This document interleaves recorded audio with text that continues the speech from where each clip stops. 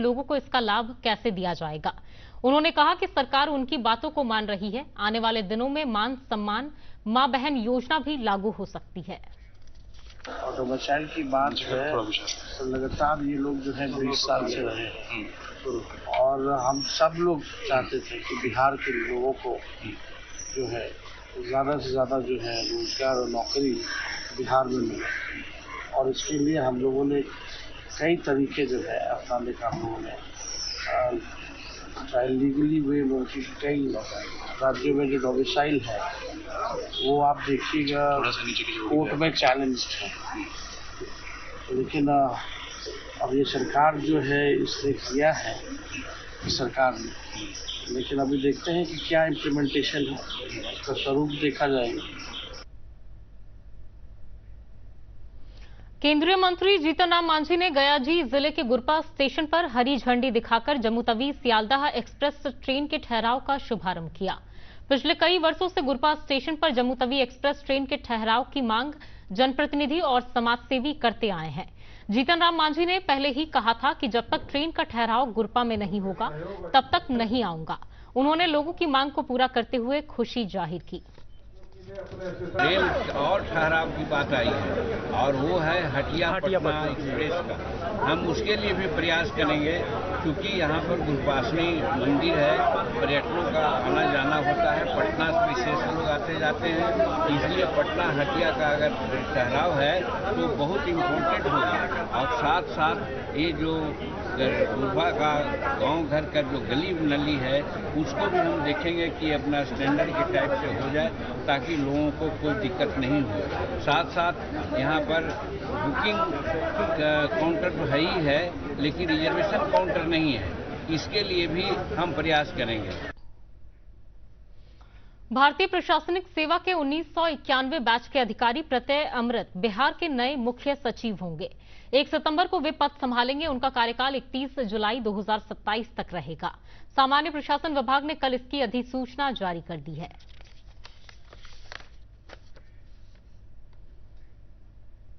बिहार के बेगूसराय का बदला हुआ नजारा अब किसी स्वप्न लोक से कम नहीं है। सिमरिया में गंगा नदी पर बने नए 6 लेन के पुल और आसपास के रेत के रेगिस्तान में खड़ी ऊंची ऊंची इमारतें बिहार को लेकर गढ़े गए तमाम प्रचलित आशंकाओं को मुंह चिढ़ा रही हैं। ये रिपोर्ट देखिए। बिहार के बेगूसराय जिले में सिमरिया ओटा के बीच गंगा नदी पर 8.15 किलोमीटर का 6 लेन का पुल बनकर तैयार हुआ है। एशिया का सबसे चौड़ा पुल जो उत्तर और दक्षिण बिहार को जोड़ता है। आसपास के 11 जिलों के यातायात और व्यापार को मजबूती देता है। एक समय था कि हम बेगूसराय से 5 घंटे में पहुंचते थे पटना। आज समय है 1.5 पौने 2 घंटा में सिमरिया पुल पर चढ़ते हैं, गोलघाट 1.5 घंटा में पहुंच जाते हैं। सिमरिया कालजयी कवि दिनकर की धरती है। यहीं मिथिला की सीमा समाप्त होती है, गंगा की पावन धारा और मां जानकी का धाम। इतना ही नहीं, अंग्रेजों के जमाने में बना प्रमुख व्यापारिक केंद्र। जब व्यापार का माध्यम नदियां थी तब भी ये स्थल कोलकाता और पटना के बीच का प्रमुख व्यापारिक केंद्र होता था। गंगा के किनारे रहने के कारण कलकत्ता और पटना सिटी के बीच का ये सबसे महत्वपूर्ण केंद्र बन गया था और बड़ी बड़ी नावें या जहाजों के जरिए यहाँ कलकत्ता और पटना सिटी के बीच की जो जगह थी यहाँ सामान आपूर्ति की जाती थी। कालांतर में जब व्यापार सड़क मार्गों से होने लगे तब भी सिमरिया व्यापारिक स्थल बना रहा। साल 1959 में गंगा नदी पर राजेंद्र सेतु का निर्माण हुआ। राजेंद्र सेतु ने इस क्षेत्र को औद्योगिक शोहरत दी। तेल शोधक कारखाना, एनटीपीसी और उर्वरक कारखाने खुले। सिमरिया औद्योगिक केंद्र के रूप में फलने फूलने लगा। बाद में राजेंद्र सेतु जर्जर अवस्था में पहुंच गया। व्यापार थम सा गया। सिमरिया पुल बना तो रिफाइनरी का सबसे बड़ा कारखाना खुला, थर्मल पावर स्टेशन बना, फर्टिलाइजर के कारखाने खुले और इस आधार पर इस क्षेत्र का औद्योगिक विकास हुआ। आज सिमरिया पुल की जर्जर अवस्था हो गई। इस कारण से आवागमन, यातायात, व्यापारिक सामानों का इधर से उधर पहुंचाना, ले जाना ले आना मुश्किल सा हो गया था। 6 लेन पुल के निर्माण ने एक बार फिर सिमरिया को देश के मानचित्र पर ला खड़ा किया है। पुल की सौगात ने व्यापार और परिवहन में नई जान फूंक दी है। आसपास के क्षेत्रों में कारोबार फलने फूलने लगा है। होटल कारोबार में तेजी आ गई है। ढाबों पर सरगर्मी और मैकेनिक की दुकानों पर गाड़ियों की आवाजाही दिखने लगी है। जो हम लोग 6 साल 7 साल से पुल बंदी का हम लोग झेल रहे हैं, उससे तो बहुत बेहतर हो गया है। यहाँ अब मान लीजिए उस पार से इस पार की गाड़ियाँ बहुत आने लगी हैं। लगभग 30% इंक्रीज कर गया है हम लोग का सेल। सशक्त मार्ग से सशक्त और सर्वांगीण विकास हो रहा है। सच मानिए, यहाँ की रौनक न्यू बिहार का नया मॉडल है। मुंगेर जिला के कासिम बाजार थाना क्षेत्र के चंदनबाग मोहल्ले में स्थित मेडिकल एंड रिसर्च सेंटर में आग लग गई, जिसमें एमआरआई मशीन सहित कई चिकित्सा उपकरण क्षतिग्रस्त हो गए। अग्निशमन वाहन ने काफी मशक्कत के बाद आग पर काबू पाया। जिला अग्निशमन पदाधिकारी अनुज कुमार ने बताया कि अग्निशमन सेवा के कर्मियों ने अग्निकांड के दौरान 15 व्यक्तियों को सुरक्षित निकालने का काम किया है। रेस्टोरेंट से 15 लोगों को रेस्क्यू करके बचाया गया, जिसमें 2 बच्चे 4 महिलाएं अन्वेषक हैं। अगर समय रहते इन लोग फायर एक्सटिंग्विशर का प्रयोग करते, आग इतना नहीं बढ़ता, जबकि लोगों को बिल्कुल कंसस किया गया है कि कैसे आग बुझाई जाएगी, लेकिन लोग घबरा के भाग गए, इस चलते आग बढ़ गई।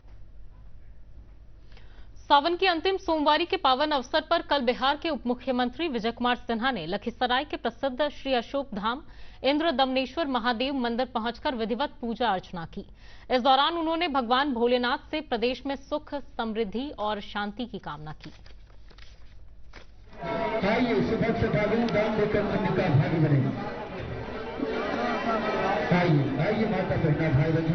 जलाभिषेक कर रहे हैं, महादेव का जलाभिषेक कर हमने कहा कि हमारा बिहार का सुख, शांति, समृद्धि और हर बिहारी गौरवान्वित हो।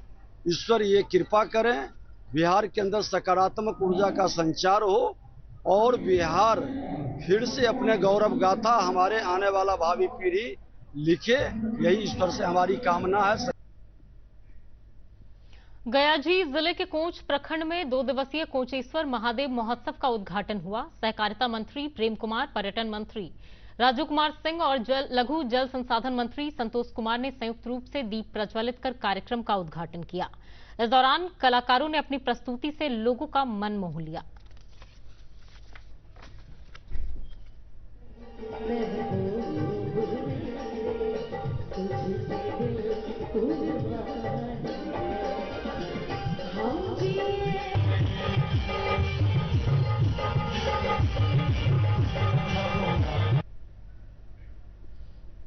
पांच साल पहले आज ही के दिन प्रधानमंत्री नरेंद्र मोदी ने राम जन्मभूमि अयोध्या में राम मंदिर निर्माण की आधारशिला रखी थी।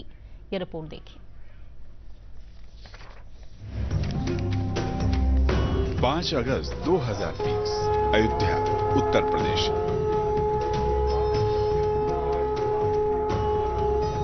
ऐतिहासिक तारीख। 5 साल पहले इसी दिन प्रधानमंत्री नरेंद्र मोदी ने भव्य मंदिर निर्माण की आधारशिला रखी। ये शुभारंभ था रामलला के भव्य मंदिर निर्माण का। सदियों का इंतजार आज समाप्त हो रहा है। राम मंदिर के लिए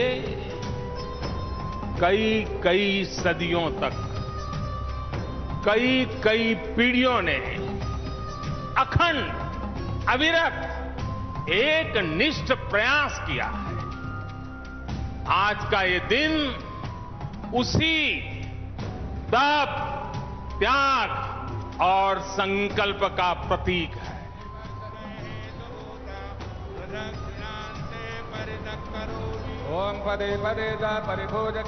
ये वही जन्मभूमि है जो सनातनी मान्यताओं, ग्रंथों और कथाओं में जीवंत है।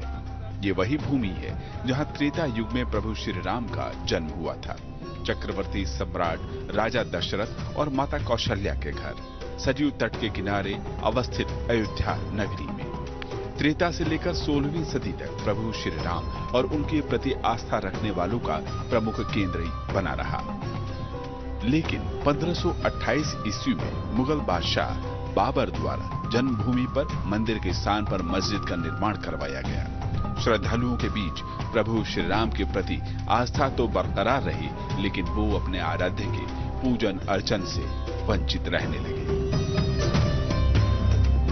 भगवान राम की अद्भुत शक्ति देखिए। इमारतें नष्ट हो गई, क्या कुछ नहीं हुआ? अस्तित्व मिटाने का हर कोई प्रयास हुआ, बहुत हुआ, लेकिन राम आज भी हमारे मन में बसे हैं, हमारी संस्कृति के आधार है। श्री राम भारत की मर्यादा है। श्री राम मर्यादा पुरुषोत्तम है। संघर्षों का दौर शुरू हुआ, गुलामी की सदियां भी बीतती रहीं। साल 1949। और अब अंत में मुख्य समाचार एक बार फिर। 9 नवंबर को उच्चतम न्यायालय की 5 सदस्य एनडीए संसदीय दल की बैठक शुरू। ऑपरेशन सिंदूर की सफलता के बाद एनडीए सांसद एक जगह हुए एकजुट।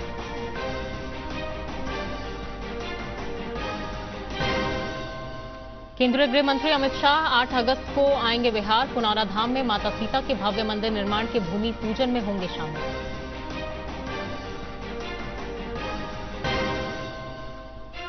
जेएमएम के संरक्षक शिबू सोरेन का आज अंतिम संस्कार पैतृक गांव नेमरा में दी जा रही है अंतिम विदाई। झारखंड में 3 दिन का राजकीय शोक। और भारतीय प्रशासनिक सेवा के 1991 बैच के अधिकारी प्रत्यय अमृत बिहार के नए मुख्य सचिव होंगे। 1 सितंबर को वे पद संभालेंगे। फिलहाल के लिए इस बुलेटिन में बस इतना ही। नमस्कार।